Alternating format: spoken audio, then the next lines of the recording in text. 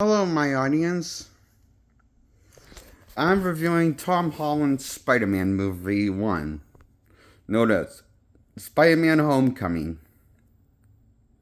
I give this a 6 out of 10. It is definitely mediocre. It's not as bad as the first two Spider Man movies, but it ain't good.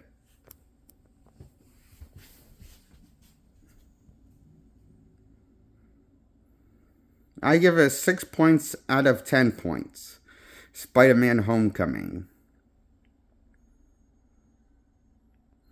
In my opinion, Far From Home's the superior movie in the Homecoming trilogy because that's the only time where the Homecoming costume, known as also the Far From Home costume, that he wears the same costume in the first half of the sequel. Then he gets an upgraded costume that's black and red that he makes for Stark Tech and a plot of Far From Home. The reason why I think that that's the best out of the bunch because the costume doesn't look like 100% made out of CGI fabric compared to the Homecoming movie and the third movie where he mostly wears the Iron Spider costume. That's a CGI effect, a bad one. And his prototype costume in Homecoming, the one with the hood, looks like a CGI effect when he wears it later in the movie. When it comes back later, for sure. The first time we see it, it looks like they actually made the suit. But the second time, it looks like a CGI effect with the CGI hood blowing in the wind when he's driving the car and he doesn't have a license. Breaking the law after stealing a car from Flash Thompson, I guess, or Flash something. I don't know what his last name is. There's not a say in the movie franchise. It's Flash. Until we get to No Way Home, the third one. Then we find out it's Thompson the whole time. But the first time he's just called Flash. You wouldn't know it's Flash Thompson because he looks nothing like or acts nothing like Flash Thompson from the comics. Flash Thompson is really tall, and is basically a tall, jock built person in the comics of High School Year Peter. And Flash Thompson's is blonde and white male. This guy is some sort of skinny Asian geek. That's a punk. That is his Peter likes to name call him, but can't really be a physical threat to Peter anyway, even if he didn't have spider powers. So it's not really Flash Thompson, it's just a different character. Which Flash Thompson's name? Okay.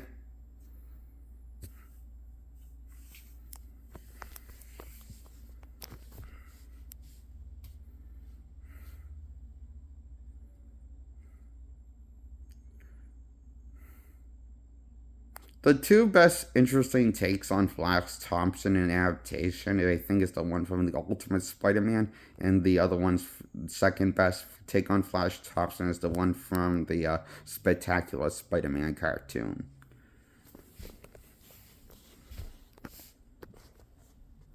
I didn't really like Flash Thompson, how he was in the 90s show. To me, he was written too similar to Eddie Brock. How he was forced to play the character, whoever voiced that character, Flash Thompson, in the 90s animated Spider Man show. That show just came across as too much of a.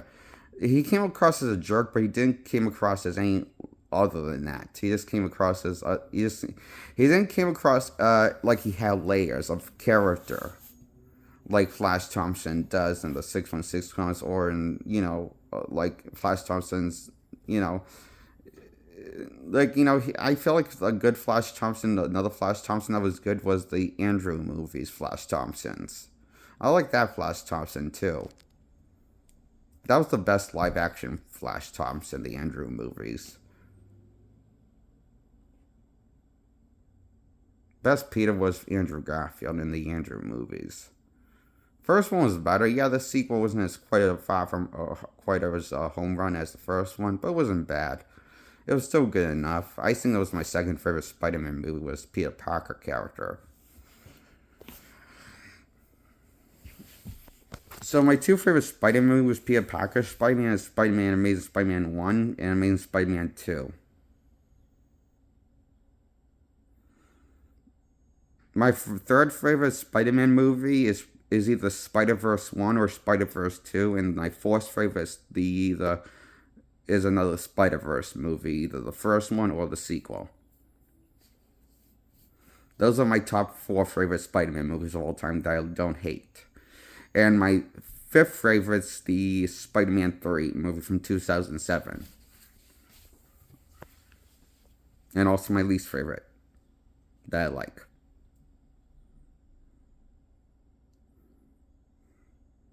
That's all of them. List of the 5 Spider-Man movies I don't hate. So, Spider-Man in this movie is written as a bit of a stalker desperate to be Avenger, but then changes his mind last minute after proving himself to Tony and everyone and getting on the Avengers good list of approval to be Avenger. Then he blows it, thinks it's a test, not realize it's the real deal, because this has to be written as the buffoon Spider-Man, not the smart heroic Spider-Man that inspires people, the idiot Spider-Man that always finished last, and a slow learner, special, retard Spider-Man. He's a bigger retard buffoon than Aunt Maguire was. Jesus Christ, that's bad. He's a bigger buffoon than Maguire was in the first two Spider-Man outings in this movie. Boy, I did not like this movie. No. But at least he has Spider-Man's quirky sense of humor this time around with the villains. But why did he have to be such an incompetent buffoon as Spider-Man written into the plot? Oh, I know why. Because they're desperate to get Spider-Man fans and newcomers back into theaters for a new audience, so they have to water it down and demasculate the character and make him an incompetent buffoon like they did with Hulk. And all the Avengers except for Captain America. Steve Rogers one.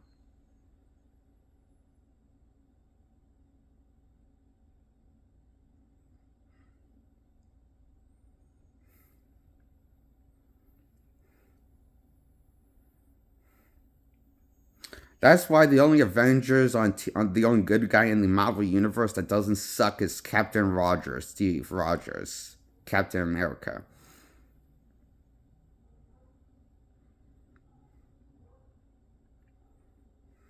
But the other Avengers get consistently dethroned, demasculated, and watered down from their comic book counterpart charm, to the point that hardly any of the same character left. That's the original character's debuting personality or that character. So they don't really act or look or behave anything like the same character, but still have the character mantle. That's totally a good adaptation, right? Doing that to the fans to get newcomers' ass into seats just for desperation for the new moviegoer next generation, by cheating the comic book fans out of the experience for sellout yuppie scum money. With the Spider-Man character name attached. You know, when I realized something, it has occurred to me in this video that I haven't mentioned yet on camera, but I will. Peter Parker's Spider-Man is written too similar to Miles Morales' Spider-Man from the old Ultimate Universe lineup. You know how he has a diabetic guy that's a guy in a wheelchair but also a nerd? You know, Yankee is actually the character that's Miles' man in the chair in the comics of the old Ultimate lineup, where he made his debut appearance. Yankee is an Asian kid who is not comedic relief character like Ned in the Peter Parker movies, and he's actually likable and smart Genki, and not a terrible sidekick man in a chair. That's not an idiot or a distraction or a burden to Peter, like Ned is, compared to Genki, where so basically Ned's like the shitty reject version of Genki. Miles' sidekick in the comics. His man in the chair that always aids him and helps Miles on his mission of being Spider-Man and saving the Harlem and where he lives. So once he takes on the mantle of Spider-Man, so Peter is written to be too similar to Miles Morales' Spider-Man, and not enough to be written as your traditional Peter Parker from the comics of any era, when he's, friendly neighbor Spider-Man.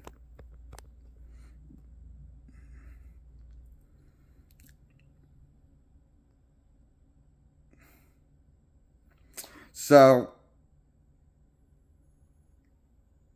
why didn't they just use Miles Morales?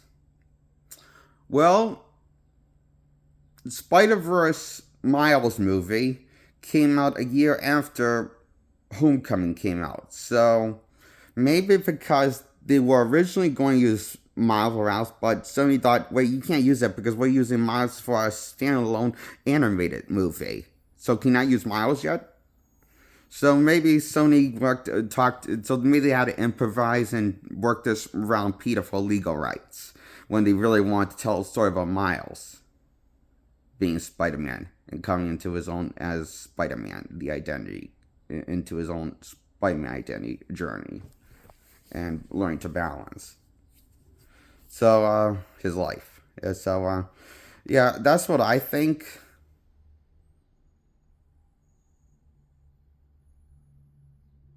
On why this trilogy is an origin story, the whole trilogy. I think they wanted to do something similar with Miles Morales. In fact, I bet that that the character you want to kill off if the would follow Miles' story would be Peter Parker. And that's just a guess on my part. I don't know for sure, but this is just a big guess on my part. So take with a grain of salt, and don't take my word for it. But this is just guess on mine. I'm guessing that Spider-Man Peter Parker Spider wasn't never supposed to be the main character of this trilogy, but it was supposed to be Miles Morales. They just couldn't take a gamble on him because of legal reasons. Because the Spider-Verse movie was coming out across right around the corner the next year after its 2017 Homecoming release. So,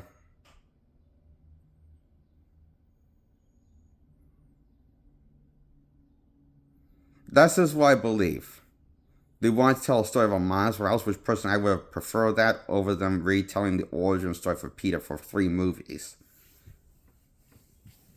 I rather prefer a retelling story of Miles Morales' story because there's more you can do with that character, with the character's origin story, because that character does have like a different origin story in the Peter, because in the comics, Miles really rises as Spider-Man when Peter dies, and dies of a heroic act in action, defeating the Green Goblin and dying in the process and saving the city and stuff. In the old Ultimate Comics line, that's when he really becomes Spider-Man, and starts to accept that he has to be, accepts that he accepts the role of Spider-Man and becomes next Spider-Man, and then he gets he's got his own suit from one of the clones in the comics, spider clones that were from PS DNA. It gives him his own unique costume, so that's where the black and red costume comes from. The signature costume in the Ultimate lineup run that he wears. His iconic costume is the most iconic costume that he wears in the comics. That's mostly black and with little red webbings. I mean, it looks awesome. How come the Spider-Verse movies with Miles never used that classic design? We only got that classic design one time in the Miles standalone spin-off game for the PlayStation 5 and PlayStation 4 you can play on, called Spider-Man Miles Morales. We only got the classic costume one time in one Spider-Man game with Miles. And in the Spider-Man 2 game, they redesigned the costume for modifications to make it more modern. And I don't know, I just don't like it as much as the classic Spider-Man costumes that Miles wore. No, the first video game was him.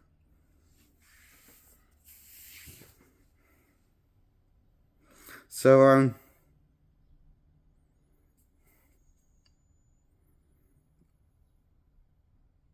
Peter's too similar to Miles Morales, but a lame version of Miles.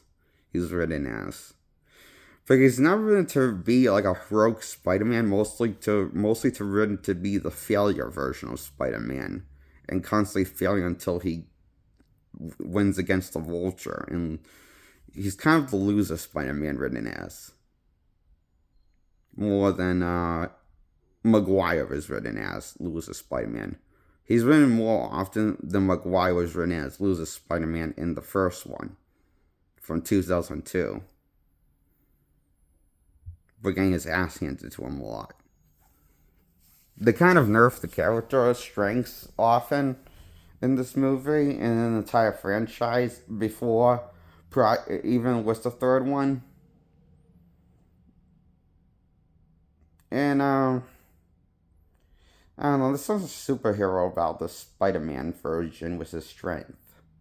He doesn't give him a chance. He doesn't give me the idea that he has super strong. He doesn't have super strengths like the Spider-Man from the comics or Andrews or Maguire's had with their incredible strengths.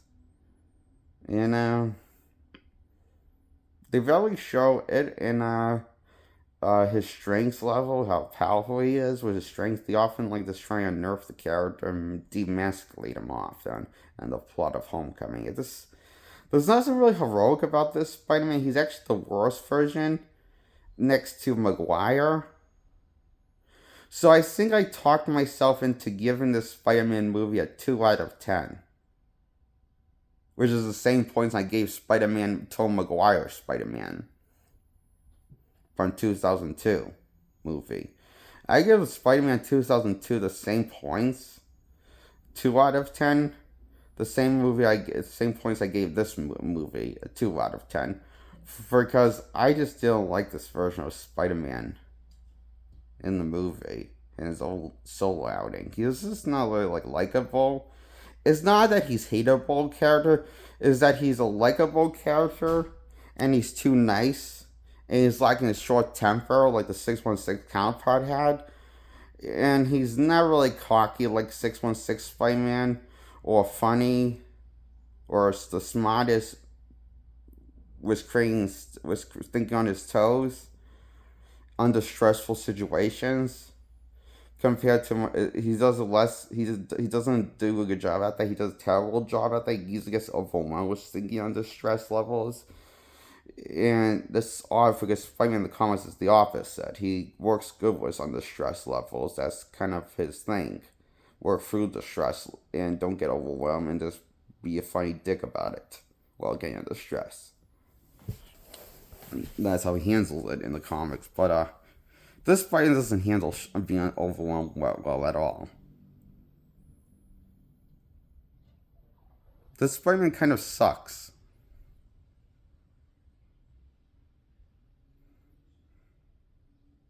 As much as modern Spider-Man sucks. He sucks like modern 616 Spider-Man after One More Day happened and destroyed everything likable about the character and iconic. By retconning tons of history against the fans, what they wanted to see from the character, and this retcon his marriage, retcon his relationship with the Avengers, and the whole Marvel Universe lore that was built around for many decades. Going back to this golden age of comics. Now, it built around everything. And so, That's what One More Day, Spider-Man One More Day did. And this movie feels not that different, far off from One More Day's writing. It's just as bad as Spider-Man One More Day. God, no wonder why I hate this movie. And that's why I give Spider-Man Homecoming a 2 out of 10. I hope you like this video, my audience. Like this video, hit the subscribe button. Please grow my subscribers. Goodbye.